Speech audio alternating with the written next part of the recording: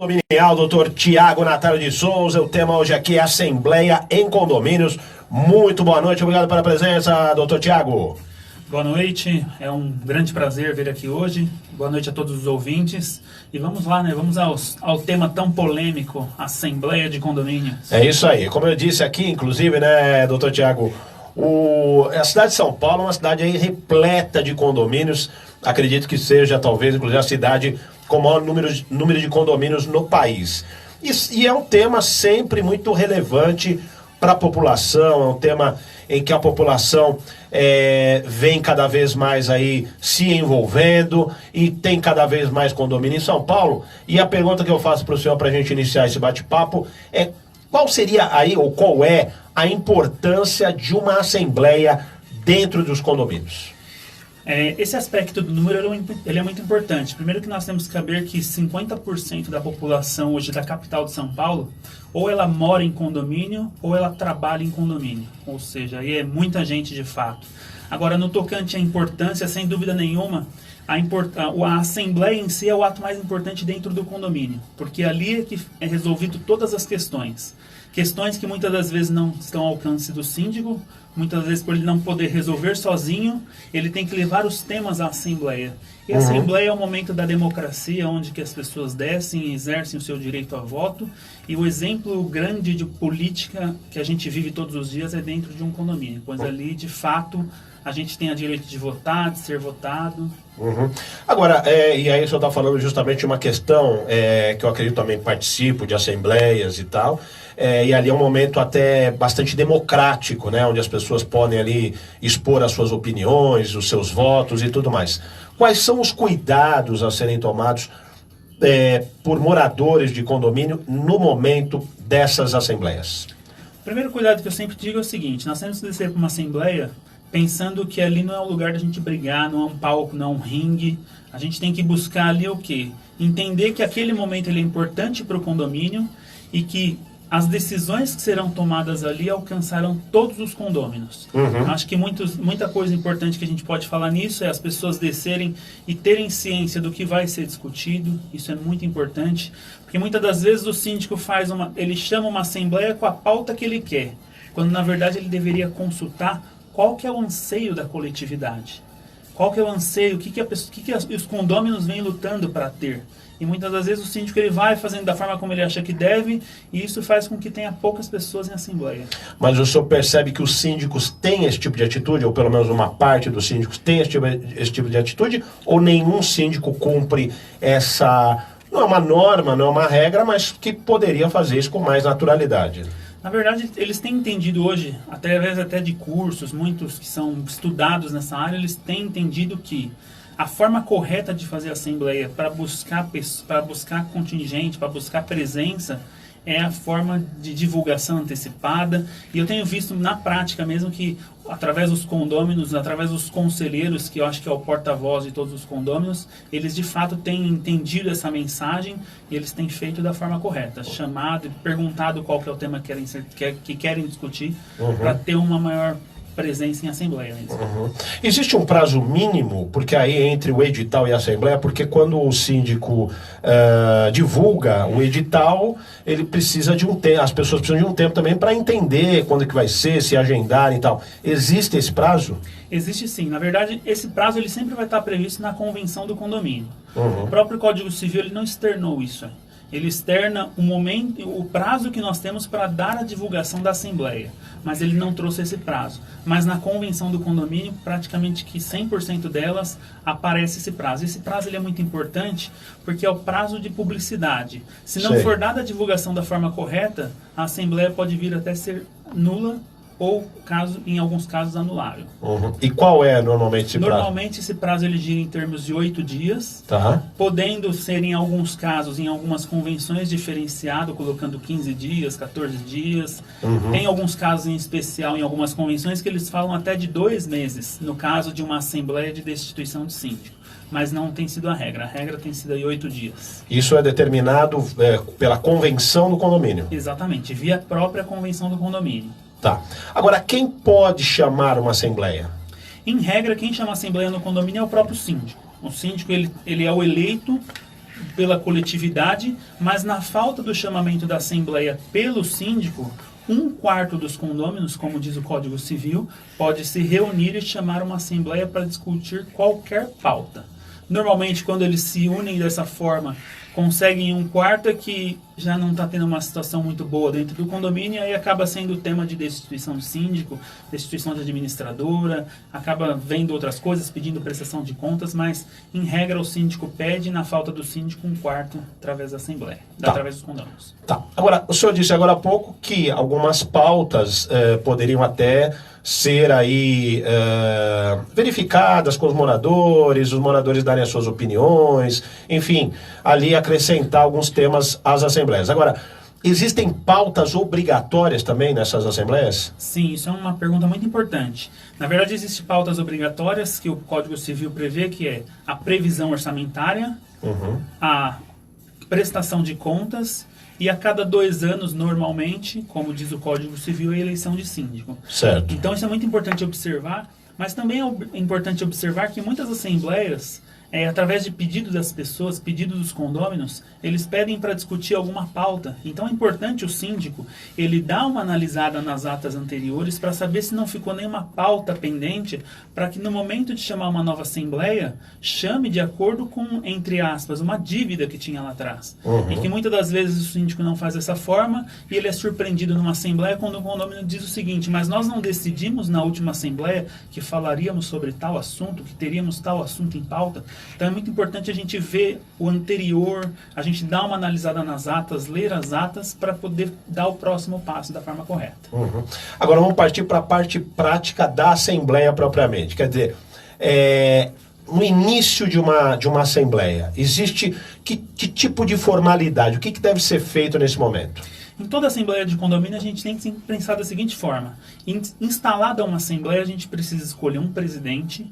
Esse presidente ele vai ser eleito pelos condôminos através de votação. Se aparecer 2 candidatos, a primeira votação já começou. Que vai ser a votação do presidente. Normalmente esse presidente ele vai escolher um secretário. Ele tem plenos poderes, esse presidente. Ele tem plenos poderes.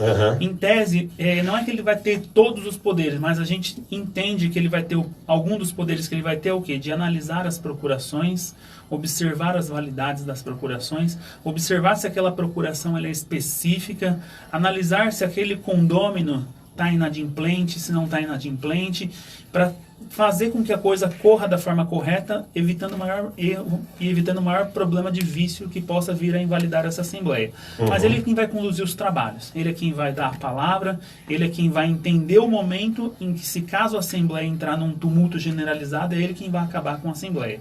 E junto com o secretário que normalmente ele vai indicar, os dois, ao final, vão assinar a ata e essa ata vai ser levada a registro.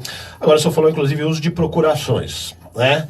E a gente sabe que hoje é uma manobra aí muito utilizada por alguns síndicos, podemos dizer, não sei se mau caráter, se podemos dizer isso, mas enfim, que usam a máquina, porque eu estou dizendo assim, de condomínio muito grande e tal, né? Usam a máquina administrativa, abusam inclusive do dinheiro das pessoas que pagam o condomínio para obter essas procurações e entrar nessas assembleias justamente com quase que tudo aprovado, né? Quer dizer, ali o cara chega com 500, 600 procurações e aprova tudo que ele quer.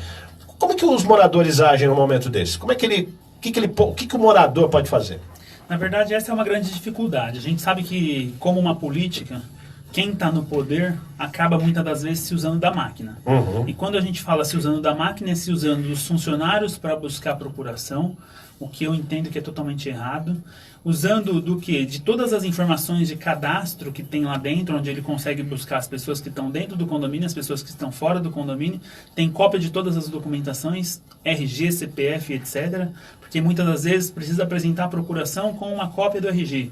Então tudo tende a facilitar para quem está na situação, para quem está no poder. Essa não deveria ser a forma correta.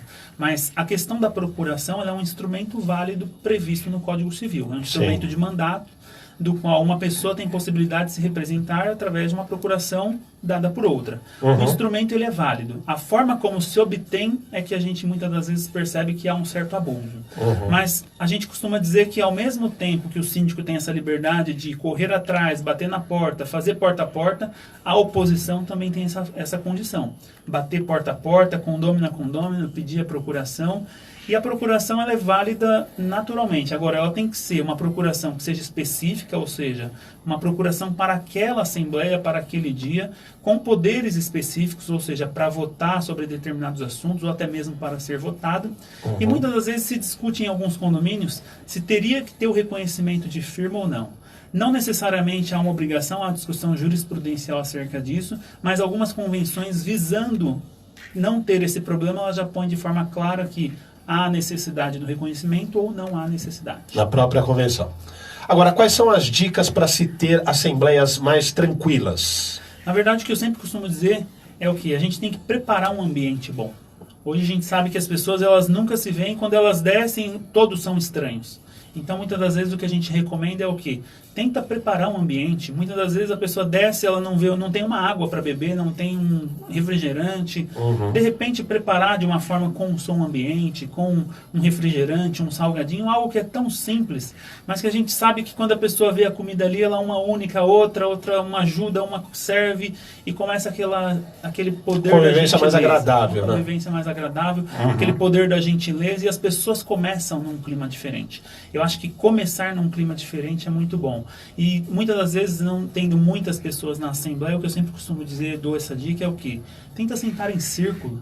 A gente olhar no rosto do outro, porque muitas vezes a pessoa fica lá atrás, na quarta, quinta ou até mesmo 15ª fileira, e ele fala e ele se sente protegido por aquilo. Seria diferente falar na cara da pessoa. Então, eu acho que tem diversos tipos de coisas que a gente pode fazer para contribuir.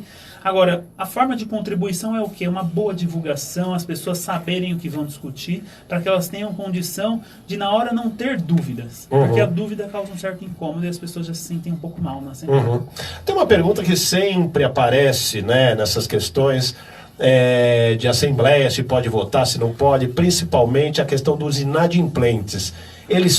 A primeira pergunta, eles podem participar? E segunda, eles podem votar nessas assembleias? Isso é uma pergunta ótima que dá muita dor de cabeça em todo o condomínio. A maioria dos condomínios, as pessoas têm por costume e a regra que o condômino inadimplente ele não vota em assembleia. Mas tem um detalhe, o mesmo artigo que fala que o condômino não vota em assembleia, também fala que ele não participa da assembleia. Mas o participar, muitas das vezes as pessoas não tiram o poder dele participar. Então, na prática, as pessoas deixam entrar, mas não deixam participar. Só que aí, quando a pessoa deixa entrar e a pessoa começa a se manifestar, causar um certo tumulto, fica muito difícil para quem está lá na frente, o síndico, o administrador, os conselheiros, o próprio presidente, em falar para a pessoa, você não pode falar, você não pode se manifestar porque você está inadimplente, ou seja, já causaria um constrangimento. Mas o próprio artigo que fala que são direito dos condôminos, ele diz o seguinte, votar e participar das assembleias estando quite. Ou seja, tem que estar com o pagamento em dia. E não tem outra forma aí, não tem como chorar. Não tem outra forma. Há uma discussão muito grande também, se a pessoa tiver com um acordo, ela pode votar, ela não pode votar, o acordo está em dia. Mas com a palavra quite acaba confundindo um pouco aquela coisa de quitação, ou seja, não está em pé de igualdade com os demais. A gente também tem um entendimento, tem uma linha de raciocínio do próprio Código Civil que traz o Instituto da Novação, que aquela pessoa que fez um acordo, ela fez uma novação da dívida. A dívida anterior, entre aspas, desaparece e começa uma dívida nova com prazos a vencer e não vencido. Então há um entendimento aí de que a pessoa também poderia votar em assembleia, mas é algo muito discutível. É complicado. Para a gente encerrar aqui, doutor Tiago, depois da assembleia, quer dizer, encerrando a assembleia, qual é o prazo para dar publicidade da ata? O código fala em 8 dias, algumas convenções falam em prazos diferentes ou até menor, mas a importância de dar publicidade, saindo um pouquinho da questão do prazo, é porque os condôminos precisam saber, os condôminos que não foram. Existe artigo do Código Civil que diz o seguinte, que o que foi decidido em assembleia será oponível, todos terão que fazer e cumprir. Mas a gente tem que dar essa publicidade. Essa publicidade é algo importantíssimo, levar ao cartório e distribuir para todos os condôminos. Isso significa que em 8 dias, por exemplo, o senhor está dizendo, os moradores, os condôminos, podem cobrar isso do síndico nesse período. Podem cobrar. Inclusive, eles já vão ter que ter a ata registrada, todas as informações, tudo que foi tratado na Assembleia, para que possa dar o cumprimento devido. Tá certo, então, doutor Tiago Natália de Souza, agradeço demais sua presença. Conto com novas participações, porque afinal de contas, condomínio é um negócio que a gente fala, e tem sempre assunto para falar, né? Tem. E a gente conta com sua participação aqui no Radar Paulista em várias outras ocasiões. Eu que agradeço, foi um grande prazer estar aqui com vocês hoje e fico sempre à disposição. Tá certo, doutor Tiago, a gente encerrando esse programa hoje aqui, inclusive lembrando, né, também do aniversário da cidade de São Paulo, 465 anos, e como eu disse, com tanto